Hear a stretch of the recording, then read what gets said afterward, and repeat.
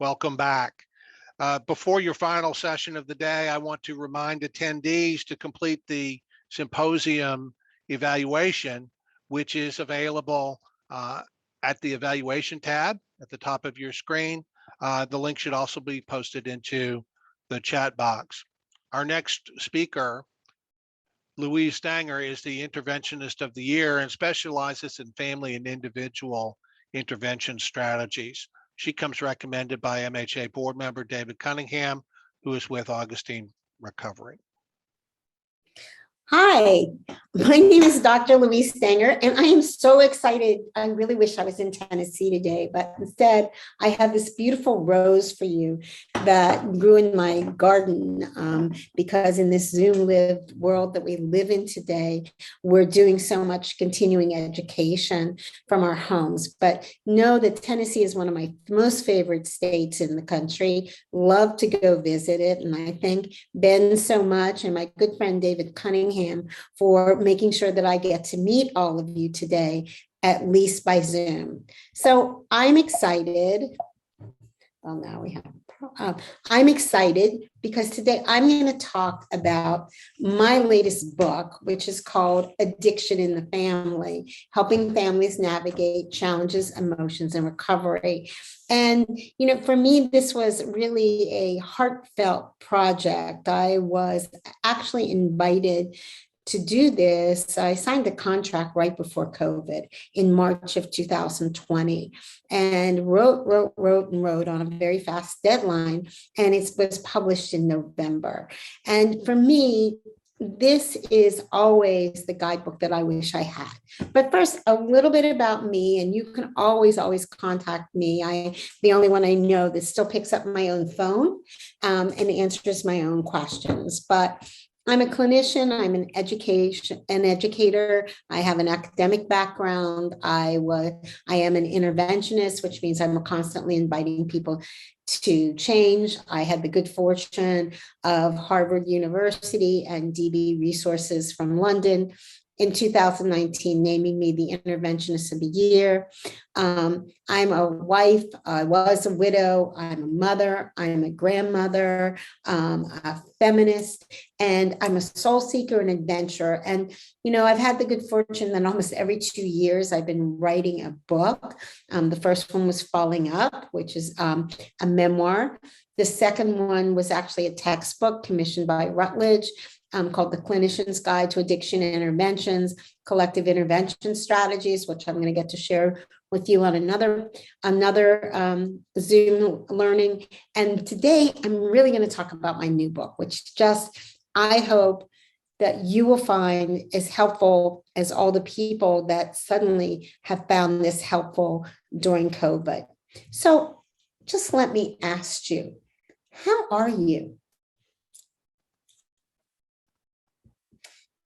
How are you really today?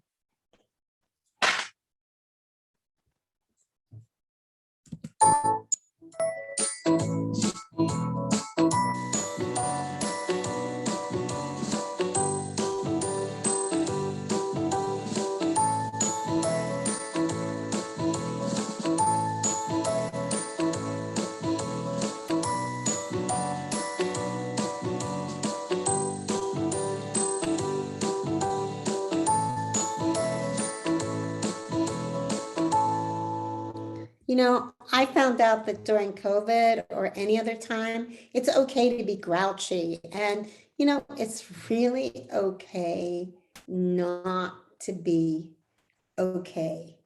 And I think that I don't know whether you came here today as a visitor, as someone who had to do, because this is something they were sort of they had to get the CEUs to do, or you're coming just as a curious inquirer. But however you come today, I just invite you to take a couple minutes of time, actually about an hour, and just sit and relax. And if you can take away 3 good things from this presentation, I think we will have done it. So let me tell you what the major assumptions are of this. We are emerging, or we're still in a trauma bubble. And I say that because since 1920, March of 1920, we have been a we're really a nation and a world in seas due to COVID, due to racism, due to not knowing which way the world is going to be going. And that's really what we call collective trauma bubble. Mental health and substance use disorders are at an all-time high. Sleep is really challenging. I don't know how good are you at getting sleep? And what we're finding right now is decision fatigue and re-entry anxiety. How do I go out? What do I do? Where do I go to school? What school will be like? Do I need masks? Do I not need masks? And for me, and I'm sure for you, complex clients and families are the norm. They are abundant. I think that we all are seeing an all-time high of clients, but I do believe, that it's possible to thrive and it's possible to go beyond survival in our new world. So I wanted to share a couple facts with you. First, 1 in 2 American adults, or 17 million people, have a substance use disorder. Just look around the room. How many people of you, if you were going to rate or look around your offices or your Zoom, how many of you could raise your hand and say, I know someone that's experienced a substance use disorder? 1 in 5, or 46.6 million, have a mental health disorder. How many of you know someone with anxiety, depression, bipolar, etc.? And 8.5 million people are what we call dually diagnosed. They have both substance use and mental health. Just think about that. And what is your clientele or your practice like? Did you know that during COVID, spending on alcohol has increased? There's been a 51% increase in beer, a 55% increase in wine, and 35% increase in the amount of money spent on liquor, on hard liquor. And marijuana sales doubled in COVID. New York, for example, in the New York Times was written up about the door-to-door delivery of marijuana and how the online activities.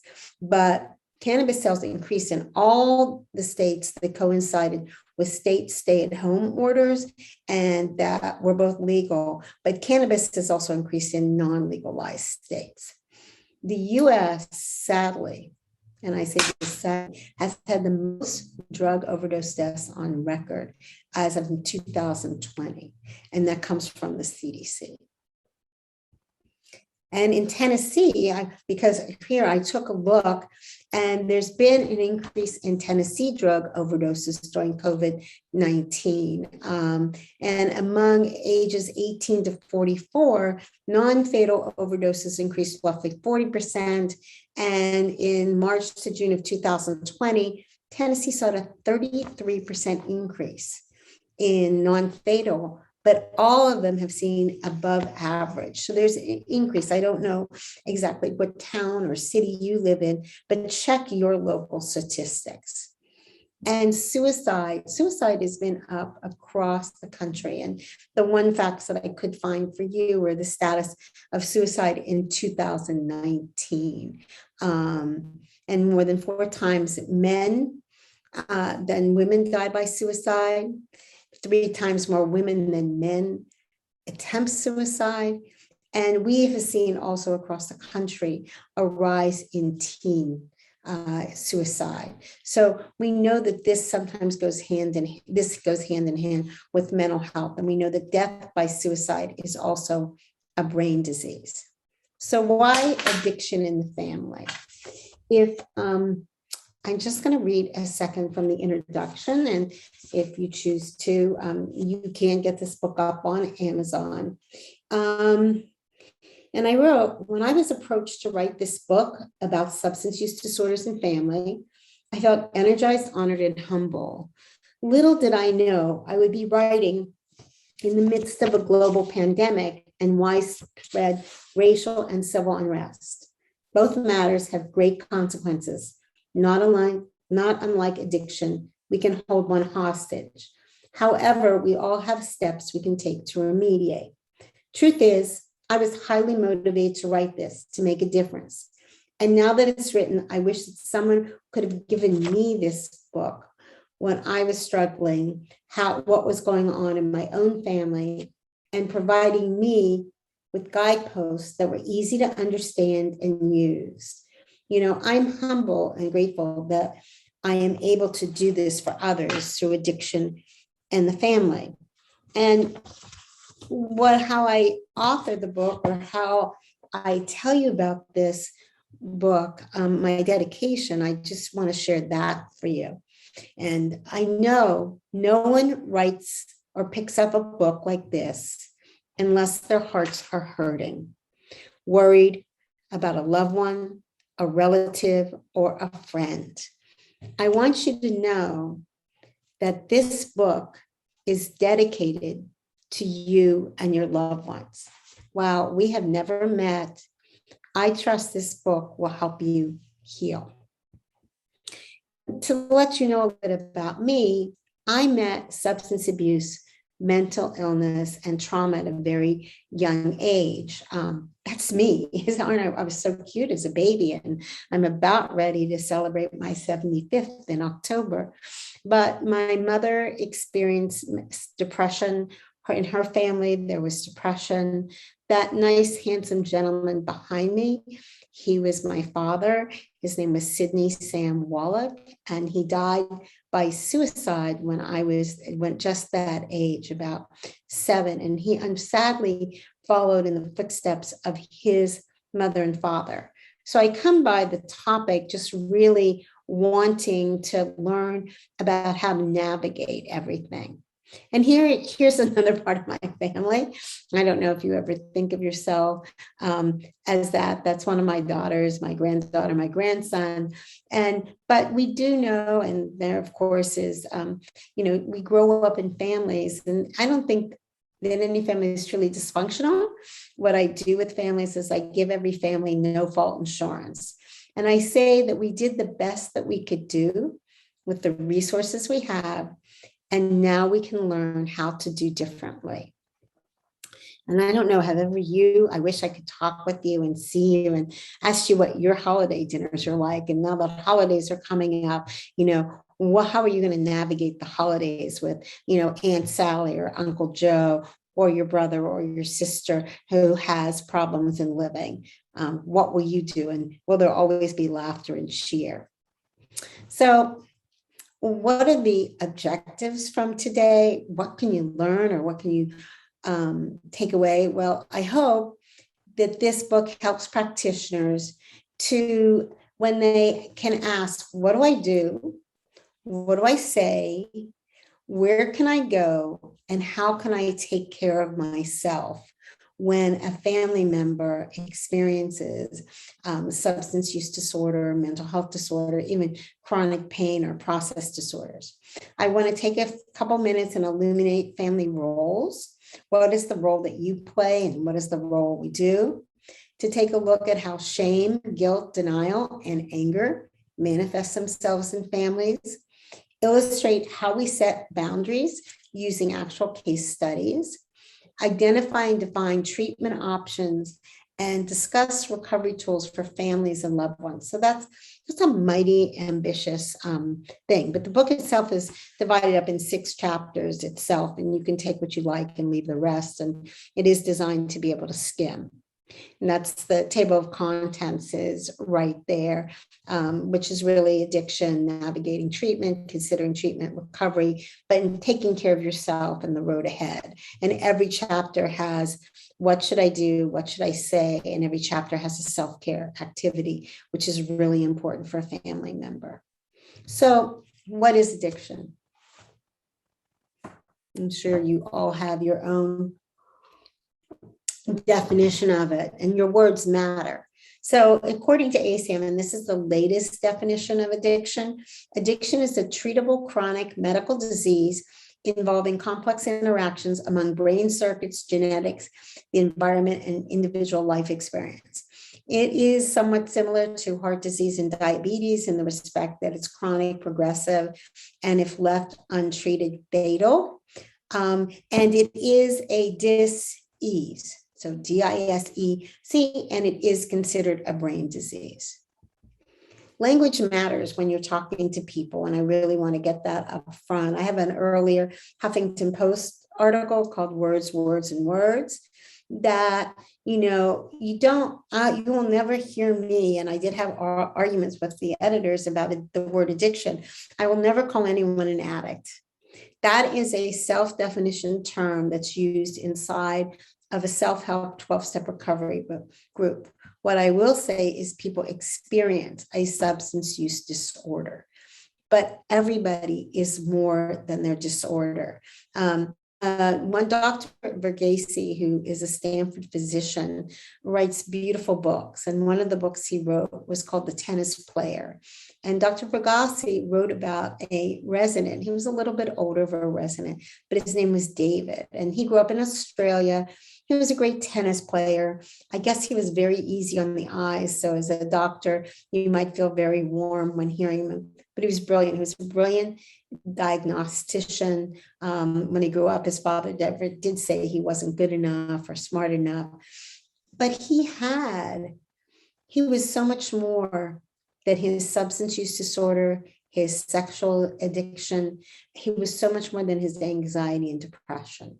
So to call David just an addict would be to do him a disservice, and to call all of our clients just addict or alcoholic, or you don't call anybody, hi, I'm heart disease, hi, I'm cancer, hi, I'm bipolar. You just don't do that. So understand that a person lives in recovery. And so here's some of the things, and you'll be able to get the slides here, I'm sure. You tend to use, people have relapses, or they may have recurrences, they may have slip. A positive or negative result for a substance abuse screen is it's either, is not that it's clean or dirty, it's positive. In terms of addiction, families must know, there's oftentimes these myths that people have about addiction and about how you intervene. One of the myths is addiction can't happen to our family. Another is, addiction is really a lack of willpower. If it was just that simple, that would be, addiction's not treatable. Like you can't ever do anything, and that's incorrect. In order for someone to want treatment, they have to hit bottom. Well, hitting bottom usually means death. And what you try and do when you're inviting someone to change is you're trying to create a positive crisis, but you don't want someone to die. So you create opportunities and boundaries so that they will say yes to treatment. Another myth is if someone had a substance abuse problem, you would easily recognize it and solve it. So how often do our families don't recognize that their loved one has a substance use disorder, or they're really, really struggling? There's many high functioning people that either you can't see it. It's kind of like the emperor's new clothes that we don't see, we don't hear, and we don't touch. Other myths which really go inside with that, my loved one has a great job and appears functional and happy. Things must be okay. It has to be okay. Prescription drugs are safe, and THC isn't addictive. I have had over this past year, I don't know about you, more young people in substance-induced psychosis from cannabis than ever before. I've also had people abuse prescription drugs, whether they're theirs, or somebody else's, as well.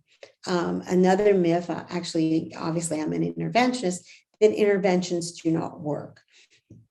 They do work, and you can invite someone to change. I can stand for that and tell that. Another popular, well, if you can handle your liquor, then you don't have a problem. I don't know what handle your liquor actually means. And one of the old is addiction is a moral failure. Somehow or other, it happens, there's something wrong with you, which makes it shame-based. Addiction, like other things, is a disease. And whether it has to do with family of origin, genetic predisposition, or something, it is a treatable disease. But make no mistake about it, it's a disease. I've never met anybody in my entire life that said, oh, guess what I'm going to do today? I'm going to become an alcoholic addict. No, it doesn't work that way.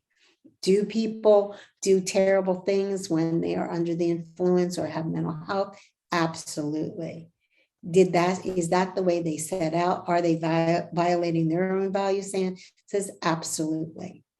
Detox is all you need to fight addiction. It's really clear. And when I talk about different treatments, detoxification is just a 7 to 10 day thing to help you titrate off of whatever medications you have been taking that have been harmful. Another one is you need religion to get sober. You don't need religion whatsoever to get sober. Does talk about something greater than yourself, perhaps a higher power, but that is not what we're talking about. We're talking about that somehow or other my life wasn't working. I tried to do it my way, and now I'm going to try and do it a different way. In terms of families, all families seem to coalesce, and they unconsciously, not on purpose, unconsciously bind around the identified loved one. And that's what I call the problem child, or the adult, the person that's the identified one with the problem. Somebody there is a chief caretaker. They're the ones that I call bailer outers. They're constantly bailing, making excuses, calling jobs. And it doesn't have to be a family member. This week, I was working with a family, and the psychiatrist was the one that kept bailing out a young 21-year-old. He even called the job to say that the kid couldn't go to work. And I'm going, that's not helpful. He was sort of enmeshed with it.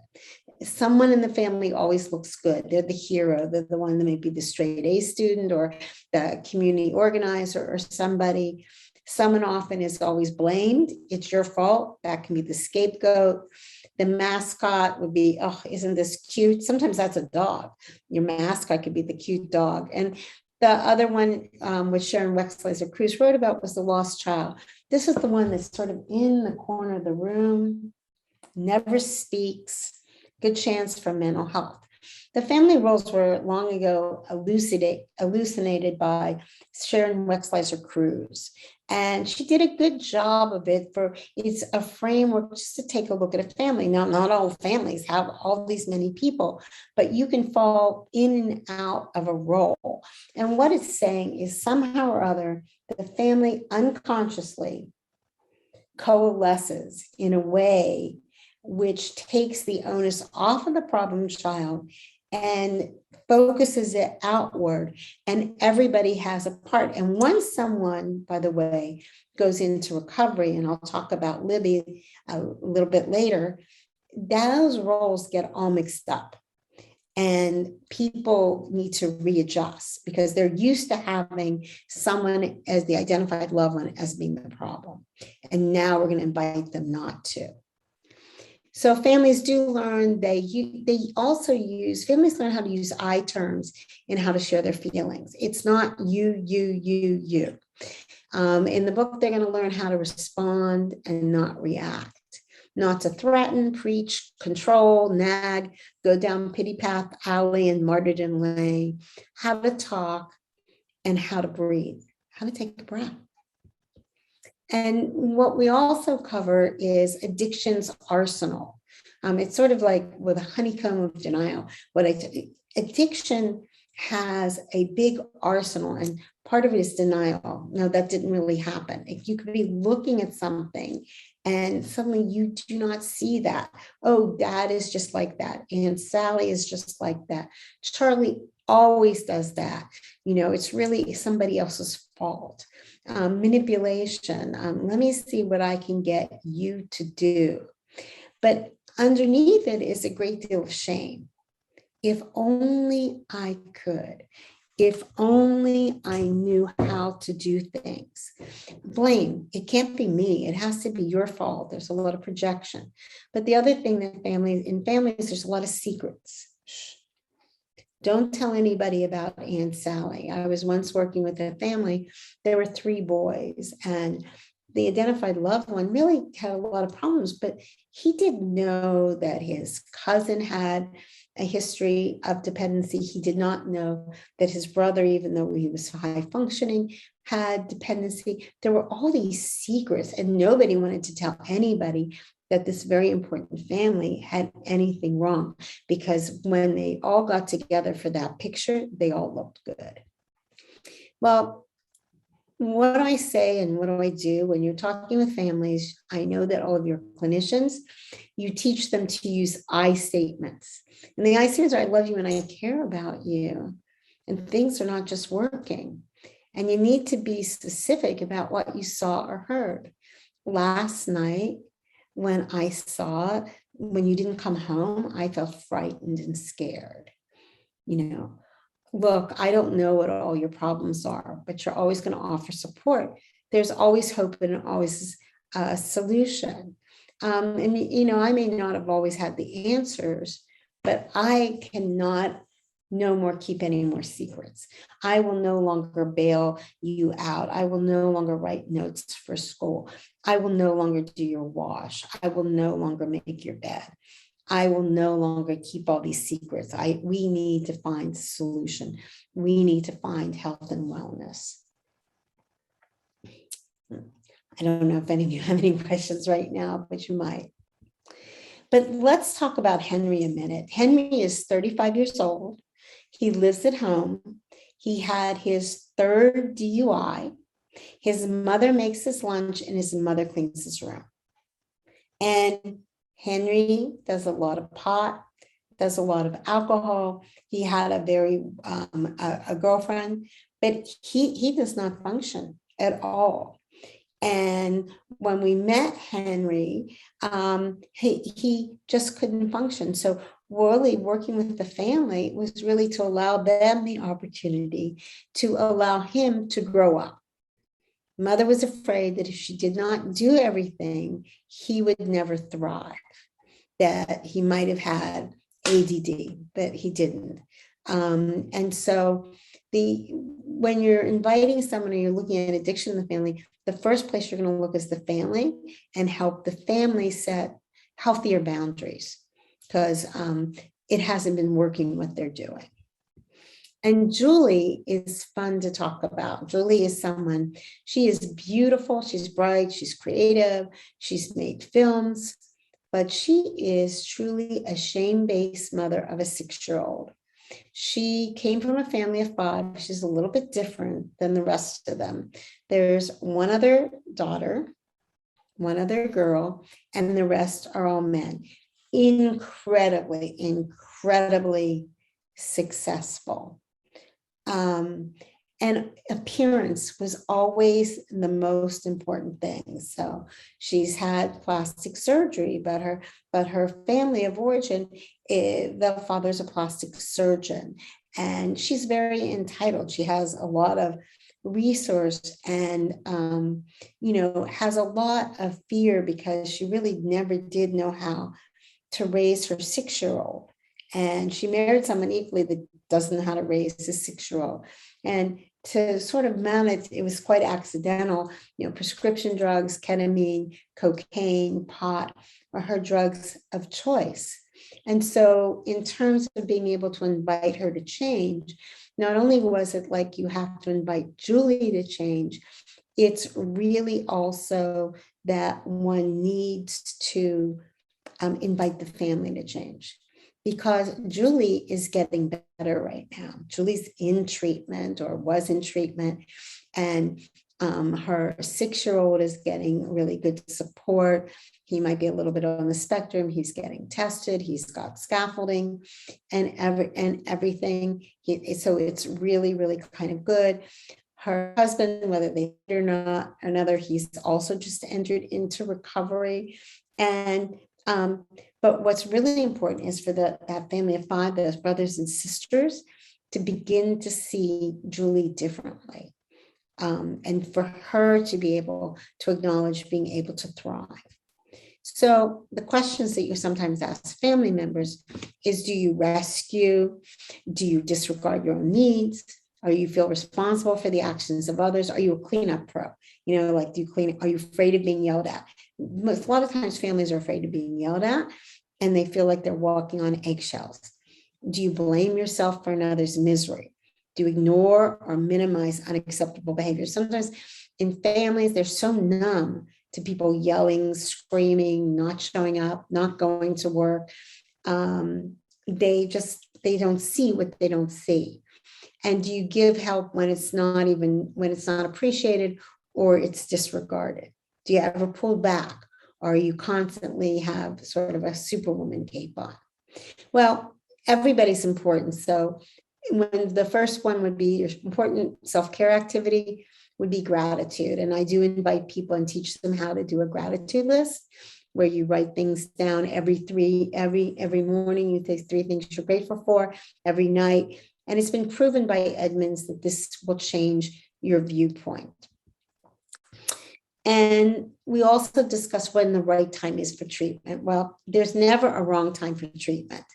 And from where I stand, the only failure is the failure to act. And again, we're trying to create a positive crisis, and one does not have to hit bottom. So oh my God, I'm a family member. I don't understand all these different terms. Because you have to remember, as professionals, we talk in professional ease. We do not speak in language that's necessarily everyday terms. So there's early intervention services, there's intervention, there's medical detoxification, outpatient, intensive outpatient, and partial hospitalization. I try and clearly explain, and this is what could be helpful for your clients, what all of these different things are, what they mean, and how you can access them, and who might use what. Hospitalization is different. Residential services, medically managed intensive outpatient programs, and support groups. And support groups are really part and parcel of everyone's recovery, not just the identified loved one or the problem person, but also the family. That's really what is key for that. Now, also in today's world, and even the book, there are a lot of co-occurring disorders, and it's really important that if you understand what you're dealing with, and a good family history, or I'll talk about in my other lecture, family mapping, is a great way in to learn about the history, what came first, the chicken or the egg. It doesn't really matter because, for example, psychosis, substance-induced psychosis, appears the same and is treated the same as an active psychosis. But you really want to, when you're doing a good family history, check for depression, anxiety, bipolar, schizophrenia, PTSD, antisocial, and borderline, or just and narcissism, narcissistic personality disorder. But you have to understand what these are. It's not something that you just take one course for one day. So if you don't know, make sure that when you're working, you have a good supervisor or a good coach that's really understands the nature of these co-occurring disorders. And when you're helping a family navigate, you know how to make sure that you're picking a treatment center, helping them pick what the treatment matches are, that one match the person, their culture, their identity, their presenting problems, and their pocketbook. So beyond dual, I wrote a long time ago with triple threat, which goes beyond that because there's chronic pain, which can manifest itself in 8 or 9 different ways. And I have a lot also that I wrote about chronic pain, which you can access other physical maladies, process disorders, everything from sex, gambling. Today, it's really big digital. How many of you have clients where they are locked in a room and they are not coming out because they're playing different digital games all day long? There is also sex. I also work in another area, which is scams. There are a lot of process disorders which involve in losing a lot of money because they're the romance scam or the grandparent scam. The other thing is trauma, and trauma is both subjective and objective.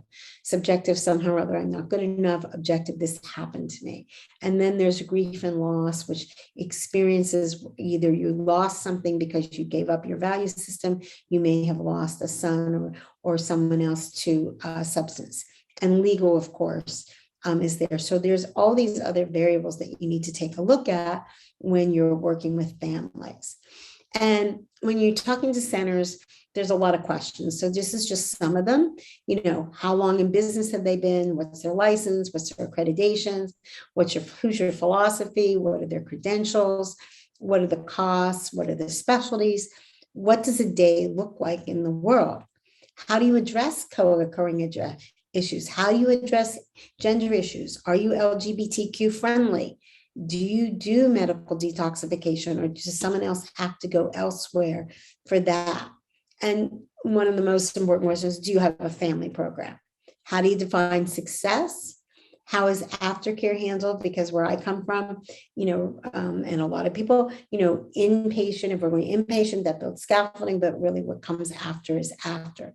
And what else can you tell me about the program? So a lot of due diligence. And in the book, I try and help people navigate that. And I also talk about interventions being an invitation to change there. And there are collective intervention strategies. In terms of interventions, to be successful when you're inviting someone to change, you have to have a team. The team has to be family, friends, colleagues, associates, doctors, etc. It's an intervention because we seek to move, actually motivate a person to do change. And it's a strategy because nothing is set in stone and we have to adapt the process as we need it. But we're here to help families do that. And I do give resources. I want to talk a little bit about Harry and Anna, because Harry and Anna really encapsulated a family that they were just so loving. Let me see if I have. Harry actually had contacted me because he wanted to intervene on Anna. And Anna had chronic pain and was taking a lot of prescription drugs and wasn't really walking and wasn't really being available as a grandmother to her new grandson. And Harry had a history of he always wanted to own his father's business. His father sold his business from him. He smoked pot, he bicycled and everything. But in talking with them and working with their family, it was really clear that unless Harry went to get an evaluation, Anna wouldn't go anywhere.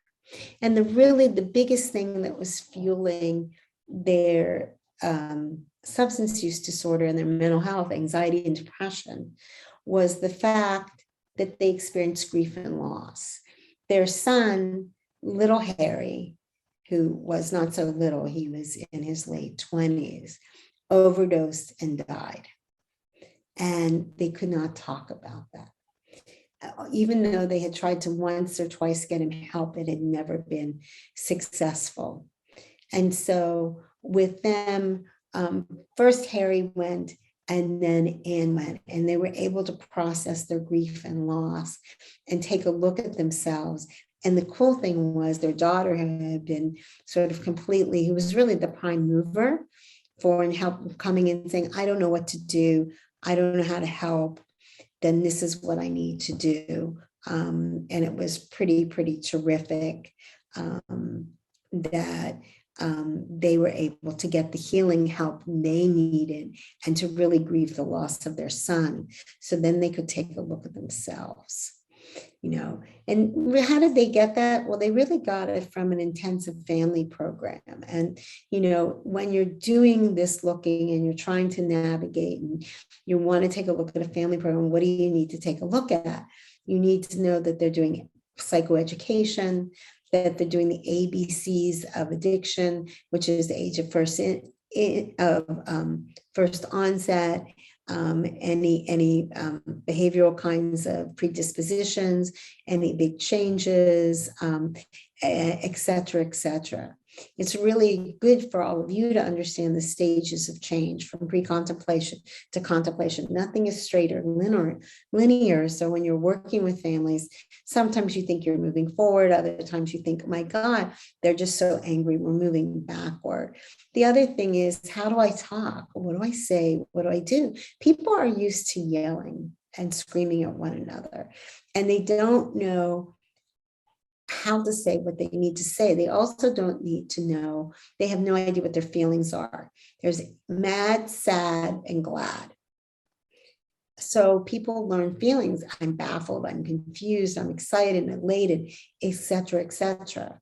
And then they're also able to identify healthy and unhealthy behaviors and begin to join up with other peers or other support people so that they can continue the growth they are doing. And so when we talk about setting healthy boundaries, well, I like this part because it's really about, if you think of yourself as a house, this is your house. And let's just say this is my rose garden. So I really like my rose garden on the house. But what if someone came along and they dumped trash all over my rose garden, all over everything? Well, and then I sort of let that happen, because that's sort of what happens when we have loved ones that are really struggling with substance use, and we sort of let them build some trash. And we don't tell them that it's not okay. We don't take away cars. We still give them money. We contribute to their demise, which is really contrary thinking as opposed to it. So I do talk a little bit about creating a change agreement, and a change agreement is for two people or for all parties. It's how do I support you in health and wellness? And also, what am I doing to take care of myself? And, and the mantra mainly is I love you and care about you, and I will only support you in health and wellness. And how is that objectified?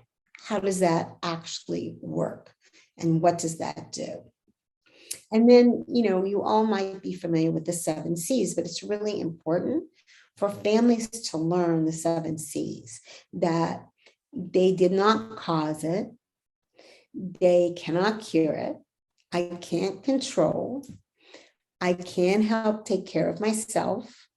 I can communicate my feelings. I can make healthy choices, and I can celebrate myself, because those are really the building blocks. Even though they're the building blocks for ACA, they're the building blocks for family as well. Because once family can learn that they're okay, that they did their best, and that they also take responsibility for their behavior, because some of their behaviors were just not helpful.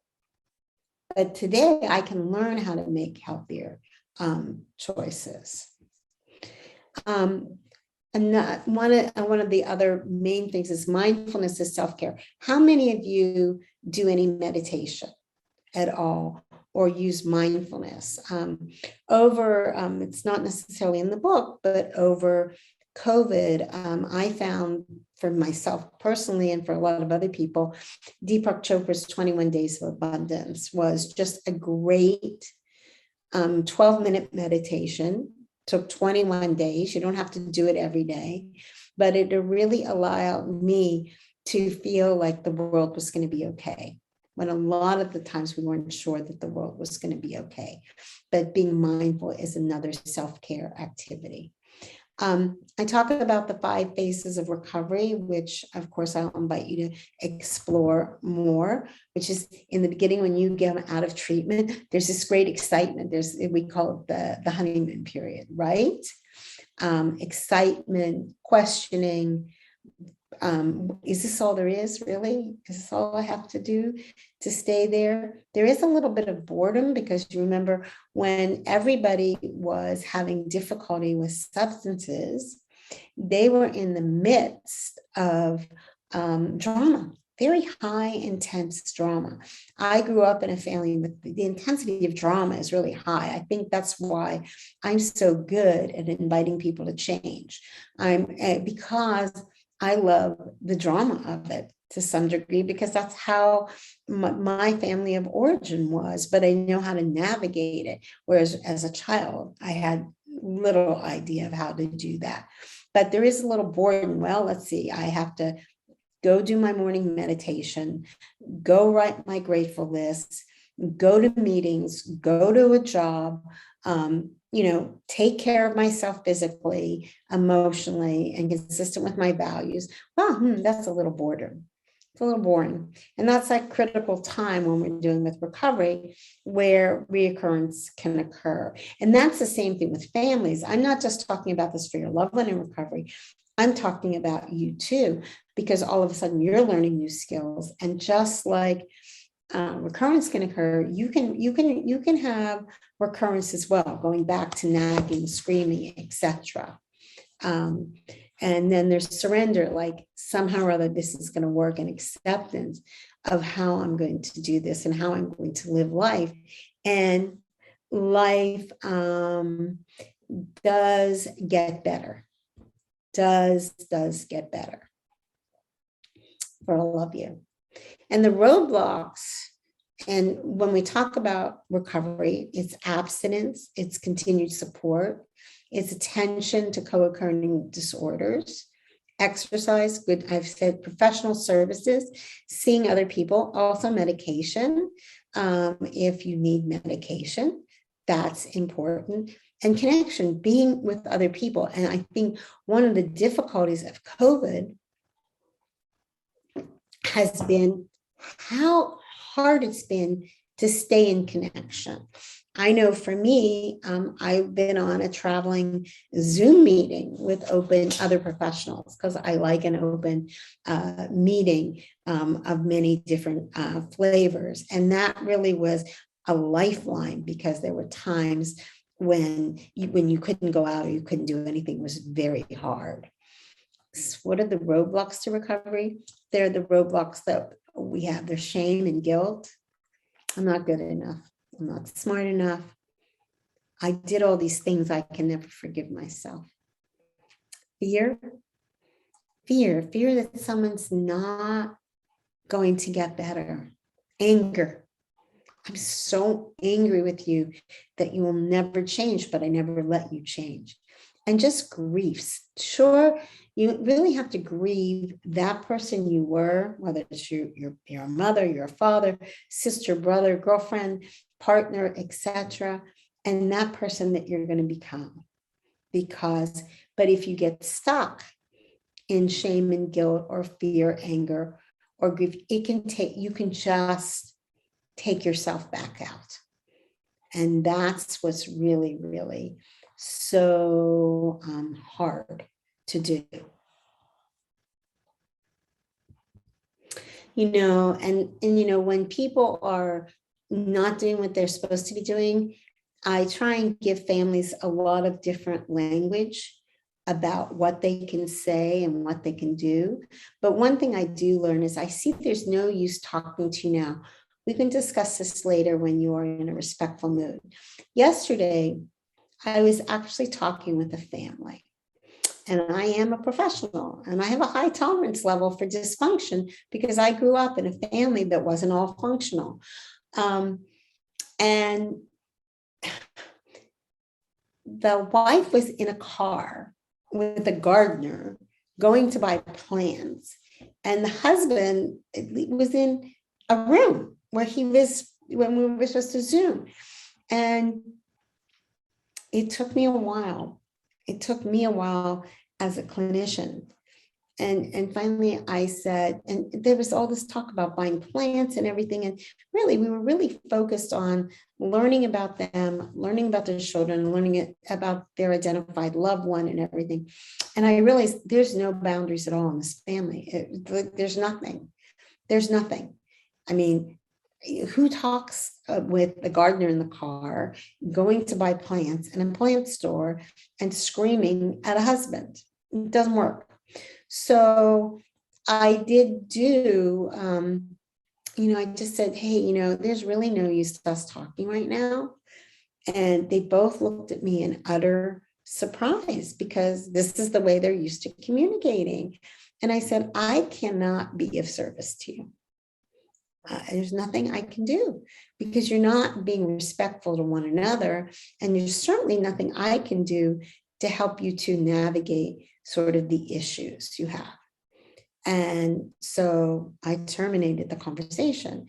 But sometimes we teach our families, they have to terminate the conversation because the loved one in the midst of their dis-ease is vituperative, angry, and awful.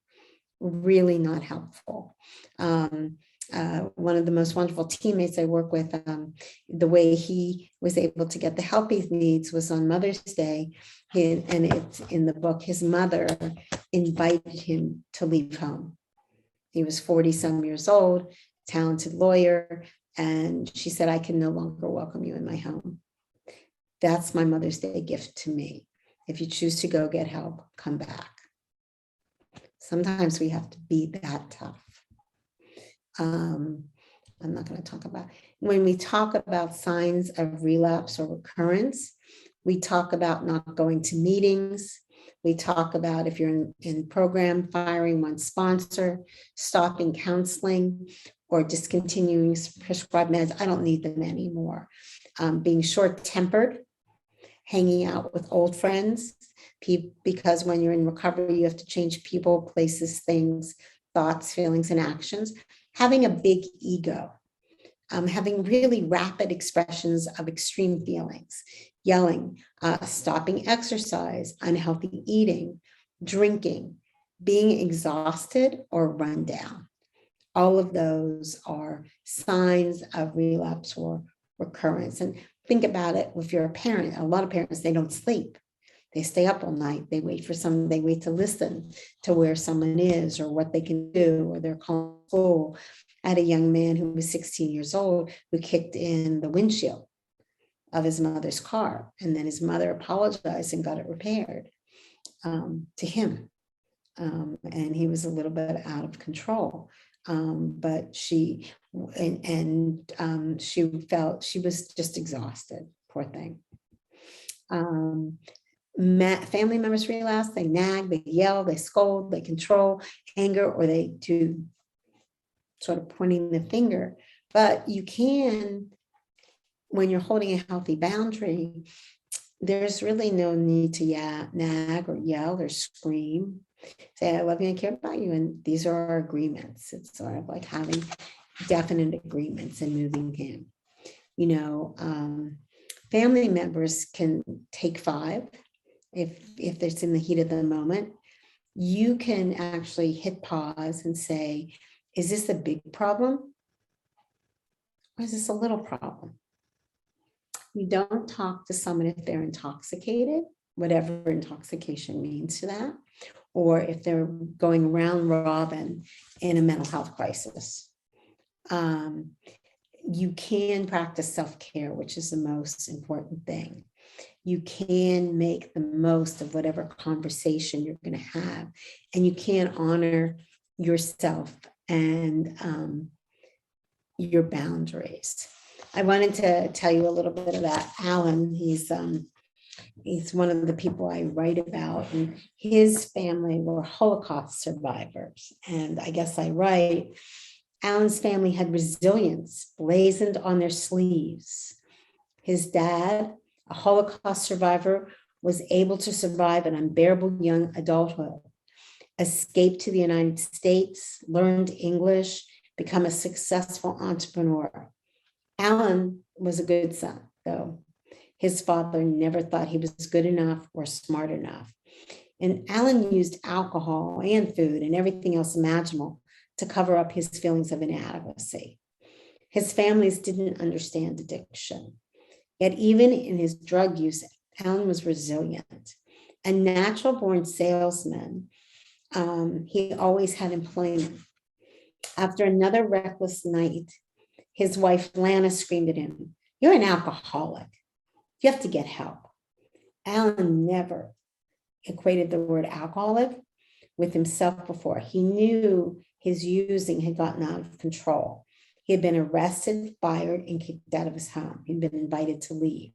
His eyes were bloodshot, and his life and marriage were in shambles.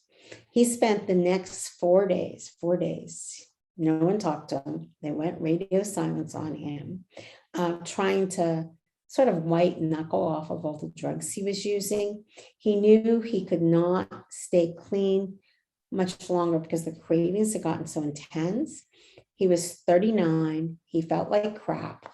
And he said he needed help. You know,